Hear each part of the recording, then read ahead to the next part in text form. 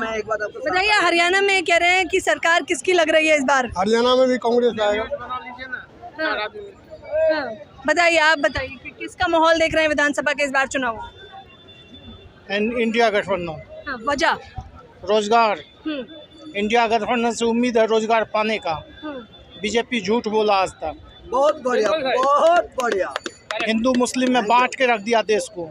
बहुत अच्छा। अभी सबका खून देखिए, हिंदू का भी खून निकालिए, मुस्लिम का खून निकालिए, सबका खून एक है। नहीं, इनके फिर देश में हिंदू मुस्लिम क्या?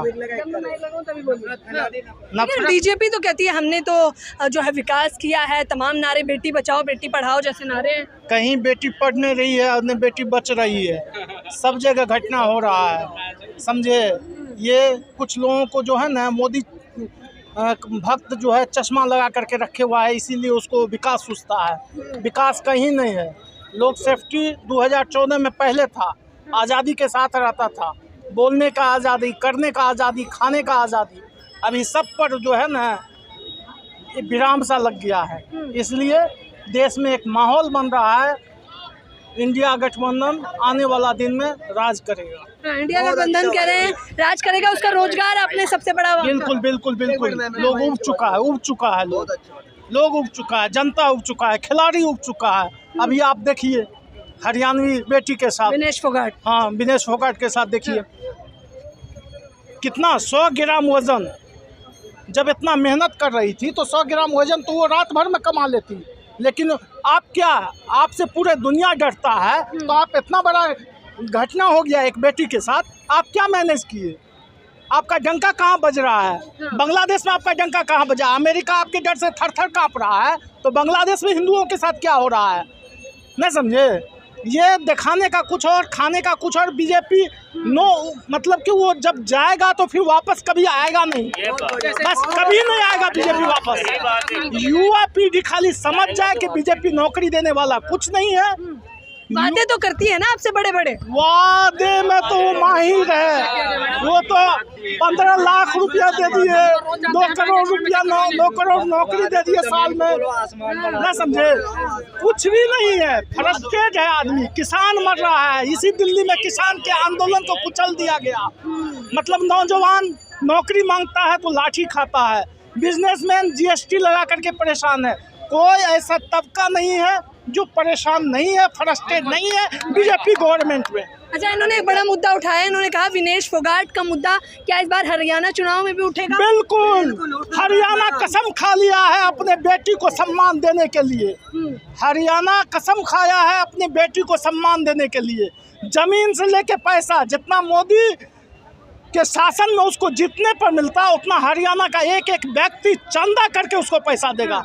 सीएम का कहना है 70 लाख रुपए का खर्चा किया है विनेश फोगाट पे। कुछ भी नहीं। गुजरात कितना मेडल आता है? 6.5 करोड़ रुपया फंड लिया है गुजरात। हरियाणा 27 लाख रुपया लिया है। क्या बात करते हैं, पूरा देश को बेच के खा गया मोदी, पूरा देश को बेच के। हाँ, 2014 से 19 तक मोदी जब था तो राजनाथ सिंह का भी चलता था, सुषमा स्वराज जिंदा थी उसका भी चलता था, लेकिन अमित शाह आने के बाद किसी का नहीं चल रहा है। मतलब एक कर्फ्यू लगा दिया है, कोई विरोध करे तो सीबीआई को भेज दो, कोई विरोध करे तो गोली मरवा दो, कोई विरोध करे तो पुलिस को लगवा के जेल करवा दो। ये मोदी का नैतिकता है, ये नैतिकता है। क्यों इतना बुलवाते हैं? फ्रस्ट्रेट हो गया है यहाँ का जनता, आवाम सब फ्रस्ट्रेट हो गया है। कि देखिए कितना परेशान हो गए हैं, महंगाई, बेरोजगारी, तमाम मुद्दों से विनेश फोगाट का भी मुद्दा एक बड़ा मुद्दा बताया जा रहा है, क्योंकि चुनावों का ऐलान हो चुका है। विधानसभा चुनाव में माहौल कैसा है शर्मा जी? हरियाणा कांग्रेस। मैं आपकी तरफ भी आऊँगी। हाँ, वजह आप हरियाणा में भी है, जम्मू कश्मीर में भी है, जो भी 2 ही जगह हैं, 4 में होने थे, होने तो थे, लेकिन ये 2 में माहौल। और तमाम लोग कह रहे हैं कि धारा 370 हटने के बाद ये तो जश्न का माहौल है कि विधानसभा के चुनाव हो रहे हैं। विधानसभा के चुनाव हो रहे, इससे पहले लोकसभा के भी चुनाव हुए थे। धारा 370 तो हटे हुए करीब 5 साल हो गए। 19 में हटा दी गई थी, ठीक है जी, 5 अगस्त 2019 को हटा दी गई थी। उसके बाद लोकसभा के भी चुनाव हुए। कश्मीर में 3 से लोकसभा की सीटें थी, क्या बीजेपी अपने कैंडिडेट उतार पाई? जश्न का माहौल था तो सेलिब्रेट करते ना, 3 कैंडिडेट वहाँ पेश करते अपने। उन्हें पता था जीतेंगे नहीं, हार होनी है और ज़बरदस्त हार होनी है, इसलिए नहीं उतार पाए अपने कैंडिडेट। क्यों नहीं उतार पाए? उन्हें पता था कि हम हारेंगे। अब ये जश्न का माहौल जो है वो भी सुप्रीम कोर्ट के ऑर्डर होने के बाद तब जाके डेट्स का ऐलान हुआ है। अगर सुप्रीम कोर्ट के ऑर्डर ना होते तो शायद इसका भी डेट का भी जम्मू कश्मीर का ऐलान नहीं होता।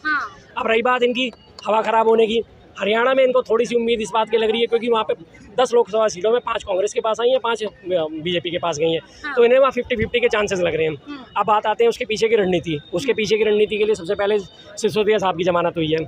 आम आदमी पार्टी ने बोल दिया कि हम अकेले चुनाव लड़ेंगे हरियाणा में। केजरीवाल साहब ने भी पहले यही बोला था।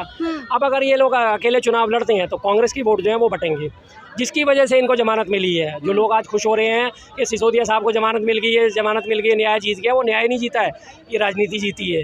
कहीं गलतफहमी में ना रहे, क्योंकि उसने पहले से पहले घोषणा करी है, सुनीता केजरीवाल जी ने भी घोषणा करी थी कि हम आम आदमी पार्टी अकेले चुनाव लड़ेगी हरियाणा में। अब जेजेपी, आम आदमी पार्टी और कांग्रेस, ये तीन जो है एक तरफ खाएंगे एक थाली में, और बीजेपी जो है वो अलग एक थाली में खाएगी। तो इसलिए उन्हें पूरी उम्मीद बन गई है कि हरियाणा में हम जीत जाएंगे। तो कह रहे गठबंधन की बड़ी बड़ी बातें कर रहे थे, अब गठबंधन कहाँ चला गया? गठबंधन उन्होंने अपना नेशनल लेवल पे करा था, राज्य स्तर पर गठबंधन नहीं करा है। ठीक है जी, जिसका ये फायदा बीजेपी ने उठाया, जिसलिए सिसोदिया साहब को जमानत मिली है। और आने वाले टाइम में भी हफ्ते 10 दिन में कोई बड़ी बात नहीं है, केजरीवाल जी को भी जमानत मिल जाए, क्योंकि जब अटकलें हैं। देखिए राजनीति तो यही कह रही है, क्या सिसोदिया साहब को जिन मुद्दों पे जमानत अब दी गई उन मुद्दों पे पहले नहीं दी जा सकती थी? नहीं दी गई। देख लिया उन्होंने, जब उन्होंने घोषणा करी कि हम हरियाणा में अकेले लड़ेंगे, और उन्होंने देख लिया कि जेजेपी भी अकेले लड़ेगी और आम आदमी भी अकेले लड़ेगी, कांग्रेस तो खैर अकेले लड़ेगी ही लड़ेगी। तो तीन तरफ एक वोट जो है 50% वोट जो है तीन तरफ जाके बटेगा। तो उन्हें दिखने लगा कि जब ये वोट बढ़ जाएगा तो हमारी जीत पक्की है। अब उसका दूसरा बड़ा सबसे उदाहरण, अभी हरियाणा में चुनाव होने हैं। अब हरियाणा के चुनाव को प्रभावित करने के लिए हरियाणा का एक वो है राम रहीम, बलात्कारी राम रहीम। बेल मिल गई, बेल मिल गई। क्यों मिल गई? बेल नहीं मिली, पैरोल मिली है, फरलो मिली है, 21 दिन की फिर से दे दी। एक अकेला मिलती रहती है चुनावों के समय मिलती रहती है, इसीलिए तो ट्रम्प कार्ड चलते हैं वो अपना हमेशा। एक अकेला पूरे देश में ऐसा अपराधी है जिसे 4 साल की जेल, पिछले 20 साल की जेल हुई है, और पिछले 4 साल में वो 7 महीने जेल से बाहर रहा है। 7 महीने जेल से बाहर रहा है अकेला बाबा राम रहीम जो है, वो इकलौता ऐसा आदमी है जिसके ऊपर सरकार इतनी मेहरबान है, बलात्कारी होने के बावजूद, हत्यारा होने के बावजूद। उसे क्यों छोड़ा जाता है? क्योंकि उसके बहुत सारे समर्थक वहाँ मौजूद हैं। वो डेरे से अपनी घोषणा जाहिर कर देगा, भाई बीजेपी को सपोर्ट करना। जैसे पीछे आदमपुर में उपचुनाव हुआ था हरियाणा में, आदमपुर सीट पे उपचुनाव होने से पहले इसको राम रहीम को फरलो पे दे दिया था, 40 दिन की फरलो मिली थी, छोड़ दिया गया था पैरोल पे या फरलो पे किसी चीज़ पे। उसके बाद इन्होंने उपचुनाव भी प्रभावित करा, आदमपुर उपचुनाव जो है बीजेपी जीत गई। तो ये सारी की सारी राजनीतिक गोटियाँ हैं और इसके अलावा इसमें कुछ नहीं है। हाँ, तो कह रहे हैं देखिए माहौल कैसे इस बार पलटेगा विधानसभा के चुनाव में, क्या सोचती है? मोदी सरकार जो है पूरी तरह से फ्लॉप है। फ्लॉप है जी, और कहीं से ये हरियाणा चुनाव में कहीं जीतने वाली नहीं, पूरी तरह से बिल्कुल फ्लॉप है। अच्छा, आप कह रहे हैं कहीं से कहीं तक, लेकिन 10 साल राज किया है उन्होंने वहाँ पर, कुछ तो दिल जीता होगा। कहीं कोई दिल नहीं जीता है, बस केवल हिंदू मुस्लिम करके बस कुल मिला के जनता को भ्रमित करना। ठीक है, आज देश में महंगाई इतनी ज़्यादा हो गई है, आप किसी भी चीज़ को उठा के देख लीजिए, वो चाहे सिलेंडर के दाम उठा के देख लीजिए, ठीक है, और डीजल पेट्रोल है, इलेक्ट्रिसिटी है, या कुछ भी आप उठा के देख लीजिए। ठीक है, केवल 5 किलो राशन में खरीद रखा है आम जनता को। ठीक है, 5 किलो राशन से तो 5 किलो में समझिए 80 करोड़ लोगों को तो दे रहे हैं ना जी। ये बताइए, आप हमें रोजगार दीजिए, हम 5 किलो क्या, हम 10 किलो राशन खरीद लेंगे ना। हमको राशन की जरूरत नहीं है, हमें रोजगार की जरूरत है। हम युवा हैं, हम बेरोजगार हैं, तो हमें किस चीज़ की जरूरत है? जब हमारे पास रोजगार होगा तो हम खुद राशन खरीद लेंगे ना। तो हमें राशन की जरूरत नहीं है, हमें रोजगार की जरूरत है। काबिल लोगों के लिए तो रोजगार है, तो क्या हम काबिल नहीं हैं? बनी है पहले। नहीं, तो आप कैसे कह सकते हैं कि हम काबिल नहीं हैं? जब आप रोजगार लाएंगे, जब हम फाइट करेंगे तभी तो हमें रोजगार मिलेगा ना। जब वैकेंसी ही नहीं आएंगी तो फिर हम कैसे उसको फाइट कर पाएंगे? ये बताइए, आप हमारे टैलेंट को कैसे जान लिया कि नहीं हम टैलेंटेड नहीं हैं?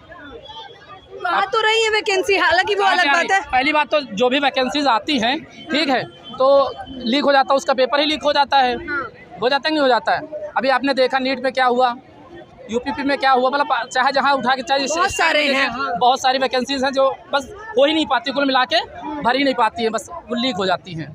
तो बताइए, तो युवा परेशान है। ठीक है, अभी आपने देखा इस चुनाव में क्या नतीजे क्या रहे। ठीक है, कहीं ना कहीं से हर जगह से इनको झटका मिला है, और आगे इनको इससे ज़्यादा भी झटका मिलने वाला है। मतलब विधानसभा के चुनाव और बेकार होने वाले हैं, इससे ज़्यादा बेकार होंगे।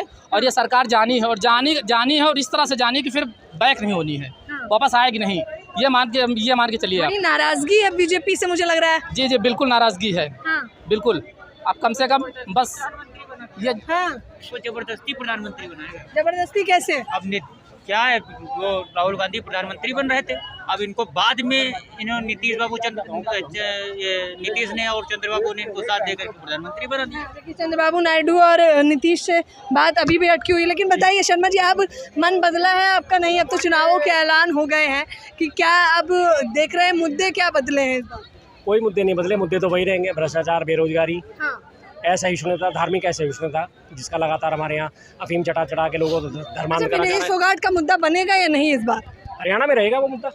जी, विनेश फोगाट के साथ जो भी हुआ है, जिस तरह से भी हुआ है, वो हुआ है गलत है। हम उसके लिए दुख होता है लगातार। अब अगर उसे इंटरनेशनल उसका हवाला दिया जा रहा है तो हो सकता है वो इस तरह के कानून हो या जो भी हो, लेकिन जो भी हुआ वो उसके लिए। मोदी जी ने भी दुख जताया है विनेश फोगाट के लिए कि तुम बहादुर हो, और बहुत सारी चीज़ें लिखी है विनेश के लिए। अब लिखी है ना, अब लिखी है। इससे पहले क्यों नहीं लिखी? जब वो जंतर मंतर पे प्रदर्शन कर रही थी तब उनकी क्यों नहीं बात करी गई? विनेश फोगाट की तब बातें क्यों नहीं सुनी गई थी?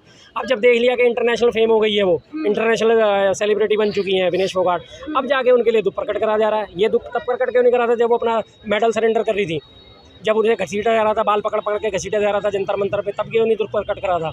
ब्रजभूषण शरण सिंह को क्यों नहीं एक दिन भी जेल में रखा? जब उसके ऊपर आरोप हैं, जब उसके ऊपर पॉक्सो के भी आरोप तय हो गए थे, उसके बावजूद उसे गिरफ्तार नहीं करा, जबकि पॉक्सो एक्ट में एज पर कॉन्स्टिट्यूशन गिरफ्तारी मस्ट होती है। अगर किसी के ऊपर पॉक्सो एक्ट लगाया तो वो गिरफ्तार होगा ही होगा, लेकिन ब्रजभूषण शरण सिंह को उसके बावजूद भी। वो तो सांसद जी थे। तो सांसद है तो क्या हुआ? सांसद इस चीज़ से कोई बाहर थोड़ी है। बाहर हमारे यहाँ अगर संविधान को उठा के बात करी जाए तो संविधान में सिर्फ 2 लोगों को गए, एक तो हमारे राष्ट्रपति, उपराष्ट्रपति, और उसके अलावा जो राज्यों के राज्यपाल या उपराज्यपाल होते हैं।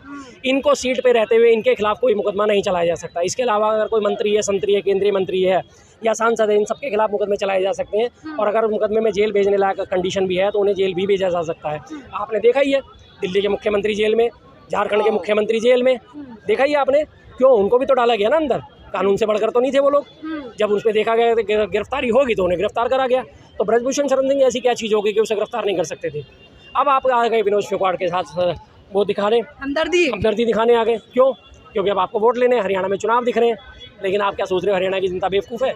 हरियाणा में कांग्रेस ही कांग्रेस है, इसके अलावा कुछ नहीं है। दीपेंद्र सिंह हुड्डा जी के नेतृत्व में लगातार हरियाणा में हिसाब जो न्याय यात्रा चल रही है, लगातार लोग, लाखों लोग उनके साथ जुड़ रहे हैं, और हरियाणा के द्वारा जो है प्रचारित किया जा रहा है हमारा हरियाणा नॉन स्टॉप हरियाणा। लेकिन वो हरियाणा नॉन स्टॉप है किस चीज़ में? बेरोजगारी में नॉन स्टॉप। 7.2% है हरियाणा की बेरोजगारी दर हो चुकी है आज।